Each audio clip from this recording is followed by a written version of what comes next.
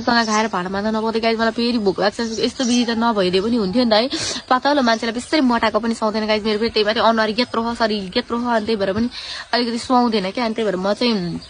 अलिकति खानामा मेन्टेन त के गर्नु हौ भोक लागेपछि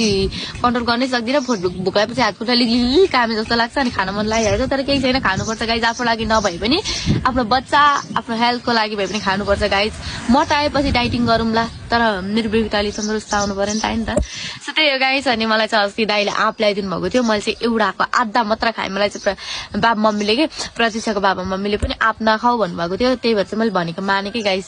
नखाऊ भनेर आधा त खाएँ फेरि भनेको मानेको हुँदैन त्यस्तो अनि दुईटा चाहिँ छ एउटा र आधा चाहिँ सन्तोषले सक्नुभयो अनि दुईटा रहेको छ त्यो दुईटावाला चाहिँ आज हामीले सबैजना मिलेर खानेछौँ अनि प्रतीक्षा चाहिँ आउँछ कि नै थाहा छैन आकृति पनि आऊ भनेको मनोज माछा मार्न गएको छ